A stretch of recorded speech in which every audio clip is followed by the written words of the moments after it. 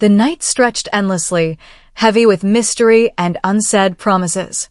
I had left the bar earlier than my friends, the music and laughter fading behind me as if the world itself wanted me to be alone for what was about to happen.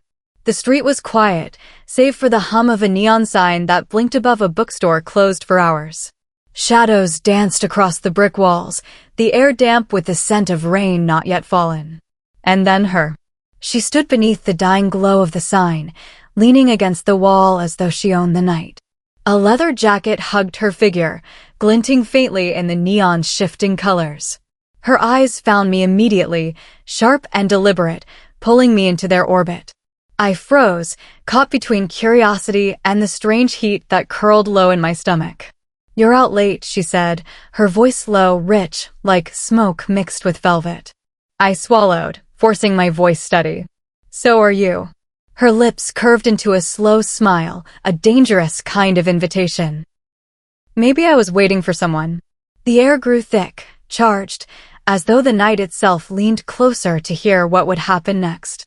My feet moved before I decided, drawn toward her with an urgency I couldn't explain. Each step felt like a surrender. When I finally stood in front of her, close enough to catch the faint trace of cigarettes and something sweeter clinging to her skin, she lifted a hand. Fingers brushed across my cheek, feather-light yet burning. She tucked a stray strand of hair behind my ear as though she had always known me, as though touching me was her right. "Your eyes don't lie," she whispered, her voice low enough that I felt it more than heard it. My pulse hammered in my chest. Words failed me, but my silence spoke louder than anything I could say. She leaned in, her breath brushing mine, daring me to close the distance. And then she kissed me. It was not the kind of kiss that tested the waters. It was fierce, wild, and reckless. Her lips claimed mine like fire-consuming dry wood.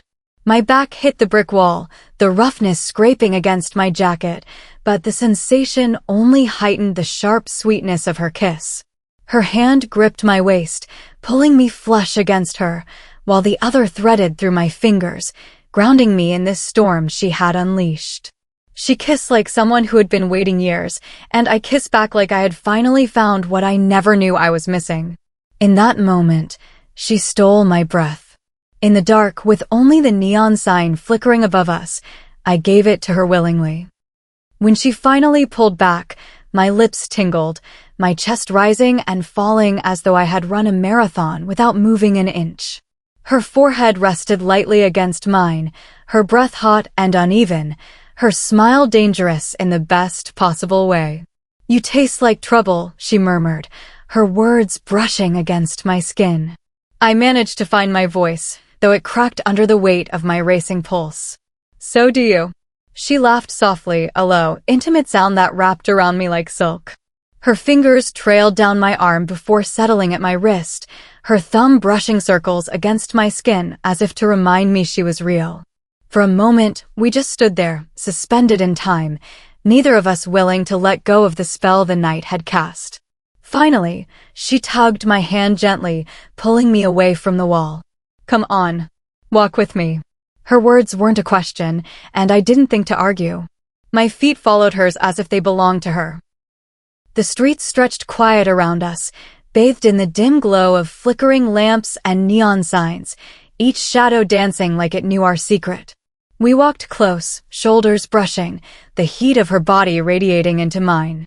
Every small touch, her hand grazing mine, the brush of her jacket against my arm, sent sparks racing across my skin. "You don't even know my name," she said suddenly, glancing at me from the corner of her eye. "Then tell me," I answered, my voice steadier than I felt. She smirked, biting her lower lip in thought. Maybe I like being a mystery. Something inside me twisted. It should have unnerved me, but instead it thrilled me. The danger in her tone was addictive, like a cliff edge that begged to be stepped over. "You can stay a mystery," I said softly, surprising myself. "I don't care. My voice faltered as I looked at her. "I just want this." Her steps slowed, and she turned to face me under the glow of a streetlight. Her eyes searched mine, their intensity almost unbearable. Then, with no warning, she leaned in again, capturing my mouth in another kiss, slower this time, deeper, lingering. My hands found her shoulders instinctively, gripping as if she might vanish if I didn't hold on. When she broke away, her lips hovered just above mine. "Careful," she whispered, her breath hot against my skin. "Wanting me is dangerous." "Then maybe I like danger," I breathed, my body trembling with a mix of fear and desire. Her smile widened, a spark of approval glinting in her eyes. She slipped her fingers through mine, squeezing gently, and together we kept walking, two strangers bound by something wild and electric, weaving through the city as if the night itself belonged to us. The city stretched around us, alive in quiet ways, distant sirens, the soft hum of passing cars, the buzz of neon that painted everything in shades of red and violet. But it felt as though the world had shrunk to just the two of us, our footsteps echoing side by side, our silence charged with everything we hadn't yet said. She led the way, her hand warm and firm in mine. Every so often she glanced at me, her lips curving into that half-smile that made my stomach twist and my chest tighten. She walked like she owned the night, like the pavement itself bent to her rhythm. We slipped into a narrow alleyway, the sound of the main street fading until all that remained was the hum of electricity overhead. The air was cooler there, shadows stretching long against the brick walls. She stopped suddenly, turning to face me, and the intensity in her eyes pinned me in place. "You're brave," she said, her tone unreadable. "Why?" I asked, my voice soft, wary. "Because you're here with me. And you don't even know what I might do next." Her hand brushed my cheek, her thumb stroking the corner of my mouth. "But you're not running." The truth was, I didn't want to run. My heart raced, yes, but it wasn't fear, it was the kind of thrill that made me feel more alive than I had in years. "I don't want to run," I whispered. Her smile deepened, almost predatory, but tender all the same. Before I could take another breath, she pressed me back against the cold brick wall, her body sliding against mine, trapping me between her and the night. Her lips claimed mine again, harder this time, with a hunger that left me gasping. Her kiss was wild, fierce, like she wanted to own every breath I had. My fingers dug into her jacket, clinging to her as if the ground beneath us might vanish. She tilted her head, deepening the kiss until I was dizzy, lost in the taste of her, the heat of her. When she finally pulled back, her lips hovered just over mine, our breaths tangling in the narrow space between us. Her voice came low, dangerous and intimate. "See? I told you I was trouble." "Then ruin me," I whispered, the words escaping before I could catch them. The alley fell silent, the weight of my confession hanging between us. Her eyes darkened, her hand sliding down my side, fingers curling against my hip. For a long moment, she just looked at me, as though memorizing the way I trembled beneath her touch. Then she leaned in, her mouth brushing my ear. "Careful what you wish for." A shiver ran through me, but I didn't pull away. I couldn't. Because in that moment, I didn't care about danger or mystery or anything else. I only cared about her, the wild, intoxicating stranger who had stolen my breath and refused to give it back. The words hung between us, heavier than the shadows around us. "Careful what you wish for." But I didn't want to be careful. Not tonight. Not with her. Her fingers still lingered on my hip, firm and possessive, as if she was testing the boundaries of how much I'd let her take. I didn't flinch. I leaned into her touch instead, my chest pressing against hers, my breath shaky but sure. She studied me, eyes flicking over my face, searching for hesitation. There was none. "You really don't know when to stop," she said softly, though there was a glint of admiration behind her words. "Maybe I don't want to stop." My reply came out almost as a plea, raw and honest. That earned me another smile, slower this time, more dangerous. But beneath it, I sensed something softer, something she was trying hard not to show. She leaned closer, her lips ghosting over mine before she kissed me again, gentler now, savoring instead of devouring. This kiss was different. Less like fire, more like gravity. Her lips moved against mine with a patience that set every nerve alight, her hand sliding from my hip to rest just above my waist. I melted into her, my arms looping around her neck, pulling her closer. The alley faded, the world disappeared.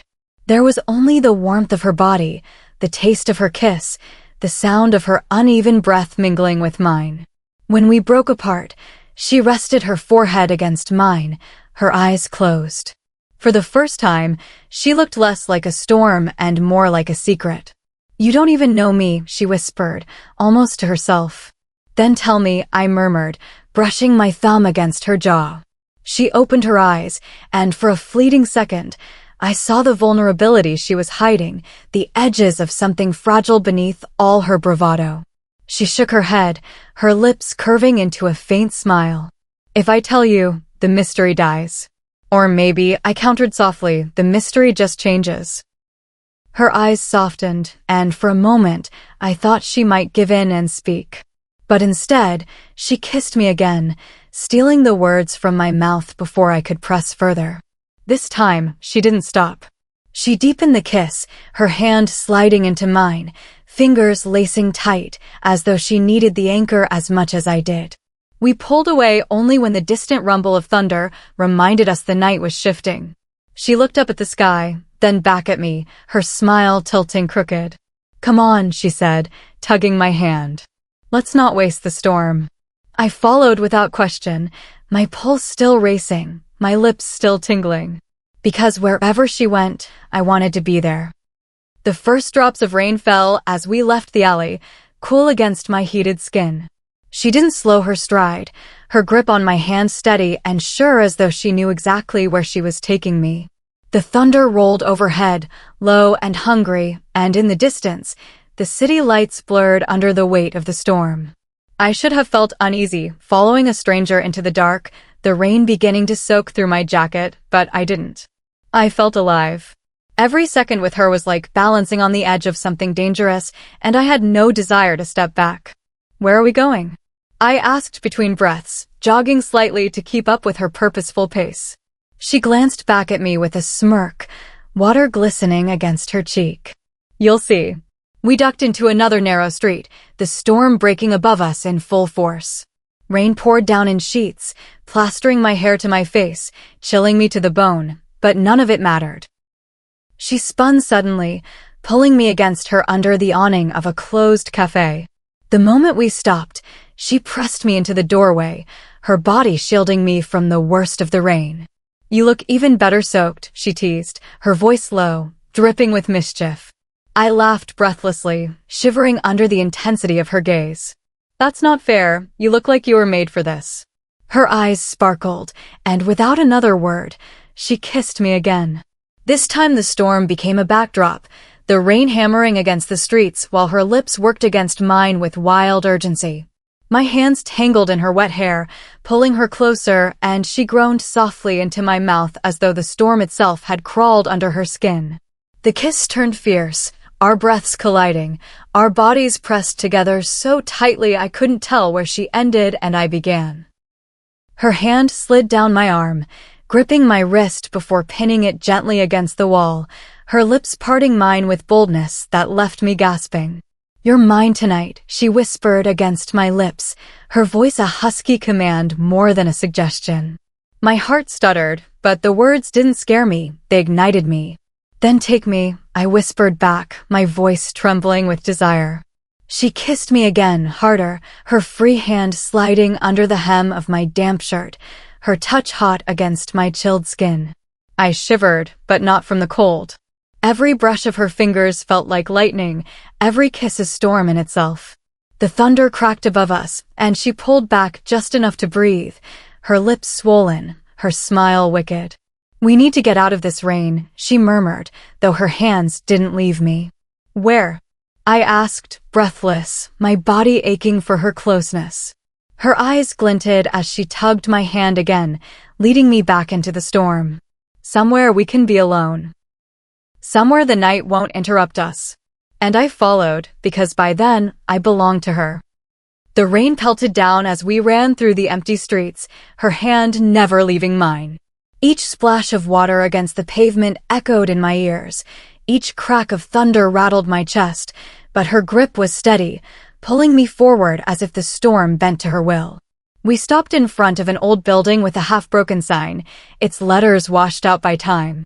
She shouldered the heavy door open with surprising ease, ushering me inside before stepping in herself and letting it slam shut behind us.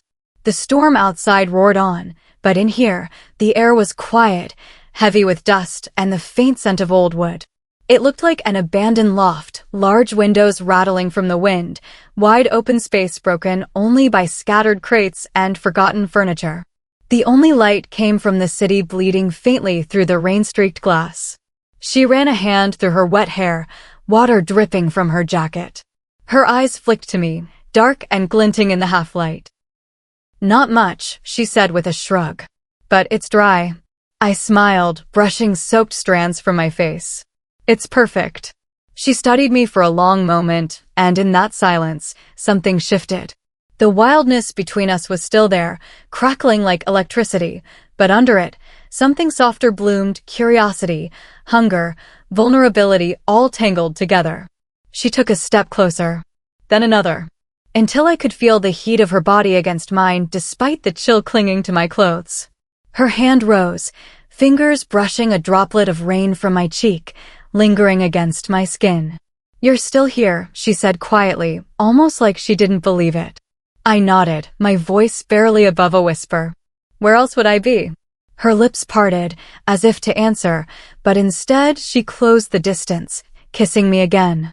This kiss was slower than the storm outside, unhurried but no less consuming. Her hands slid around my waist, drawing me in until I could feel the steady thrum of her heartbeat against mine. I melted into her, my arms looping around her neck, pulling her closer still. We kissed like the world outside didn't exist, like the storm was just a soundtrack to something inevitable. Each brush of her lips against mine sent fire racing through me, but underneath the fire was tenderness, like she wasn't just stealing my breath anymore, but giving me hers in return. When we finally broke apart, I leaned my forehead against hers, my chest heaving. "You feel like—" I hesitated, the words catching in my throat. "Like what?" she asked, her voice low, curious. "Like gravity." Her smile softened, a flicker of something fragile flashing across her face. She kissed me again, gently this time, almost reverent. "Then don't let go." And I knew in that moment I wouldn't. Not tonight. Not ever, if it was up to me. The storm hammered against the windows, the glass trembling as the wind howled. But inside, the silence between us was louder than the thunder. She still held me close, her arms locked firmly around my waist as though she feared I might vanish if she let go. Her breath brushed against my cheek, her lips still hovering dangerously close. I didn't move. I couldn't. I didn't want to. "Do you always kiss strangers in the rain?" I teased softly, trying to slow the pounding of my heart. Her smirk returned, crooked and irresistible. "Only the ones who look like they might kiss me back." Heat flooded my cheeks, but I didn't look away. "Then I guess you were right." She chuckled, low and husky, the sound wrapping around me like smoke. Her hand lifted, brushing damp hair from my face, fingertips trailing down my jaw in a way that made my skin burn. Then, without warning, she leaned in again, her mouth finding mine in a kiss that stripped me of every thought but her. This kiss was wilder than the last, urgent, consuming, her lips crashing against mine like waves against rocks. My back hit one of the crates behind me, but she followed, her body pressing into mine, her hands sliding beneath my damp jacket to grip my waist. I gasped into her mouth, the sound swallowed by her kiss as she claimed me again and again, each movement rougher, hungrier. My hands roamed instinctively, clutching at the leather of her jacket, pulling her closer until there was no space left between us. She pinned me with her weight, her mouth moving against mine with a heat that felt almost reckless. Every kiss was a demand, every touch a promise I was too far gone to resist. When she finally pulled back, both of us gasping for breath, her eyes burned into mine. "You drive me crazy," she whispered, her voice raw, almost accusing. "Good," I breathed, my lips swollen, my body trembling from more than just the storm. "Because you're doing the same to me." She pressed her forehead to mine, a short laugh escaping her, shaky and unguarded.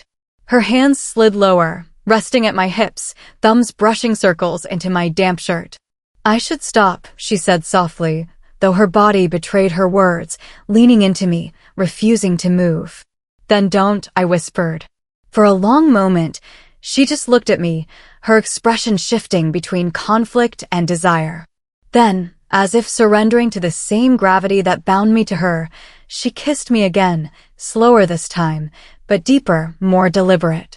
Her hands framed my face as though I was something fragile she couldn't afford to break. The storm outside roared, but inside the loft, it was quiet, just the sound of our lips, our breathing, the steady rhythm of two hearts beating out of sync and yet perfectly aligned. In that moment, she wasn't just a stranger anymore. She was a fire I had willingly stepped into, knowing I might burn but unable to care. The rain outside softened, though thunder still rumbled in the distance, echoing like a reminder of the storm that had carried us here. Inside, her mouth still lingered against mine, each kiss slower now, as if she were memorizing me one breath at a time. Her hands cupped my face, her touch surprisingly gentle for someone who had kissed me like a firestorm just moments before. When she finally pulled back, her eyes locked on mine, searching, probing, as though she was trying to read a secret I hadn't told her yet. "Why are you letting me do this?" she asked, her voice low, raw, almost vulnerable. I swallowed hard, my chest tightening. "Because it feels like I've been waiting for you," I whispered, the truth slipping out before I could stop it. "Even if I don't know who you are." Her breath caught, the confidence in her expression faltering just slightly. She looked away for the first time, as though afraid of what she might reveal if she kept holding my gaze. I reached for her hand, threading my fingers through hers, squeezing gently. "You don't have to tell me everything," I said softly. "You don't owe me that. Just stay." Her eyes flicked back to mine, and for the first time, I saw the storm inside her, not the wild, magnetic chaos she carried on the surface, but the vulnerability hidden beneath it. She exhaled slowly, her thumb brushing against my knuckles. "You're dangerous," she murmured, though her tone lacked conviction. Maybe I admitted with a smile, but so are you. That pulled a laugh from her, soft and unguarded. She leaned in again, kissing me with a tenderness that undid me completely. It wasn't a kiss that tried to own or consume, it was a kiss that gave, one that settled deep in my chest like a truth I hadn't been ready to hear. We sank to the floor together, tangled in the shadows and the rhythm of the storm, our hands never parting. We kissed until the world outside blurred into nothing but rain and faint city light through the windows. We talked in whispers between breaths about nothing, about everything, about the kind of things people only share in the dark when it feels like time has stopped. At some point, I rested my head against her chest, listening to the steady thrum of her heartbeat. She stroked my hair absently, her lips pressing against the top of my head in a gesture so tender it nearly undid me. "You stole my breath tonight," I murmured into the quiet. She smiled against my hair, her voice a husky whisper. "Good. Because you stole mine first." The storm passed eventually, leaving only silence and the warmth of her arms around me. And though I knew the night would end, though I knew tomorrow might scatter us back into separate lives, one truth remained unshakable. In the dark under the storm, she had stolen my breath, and I had never wanted it back.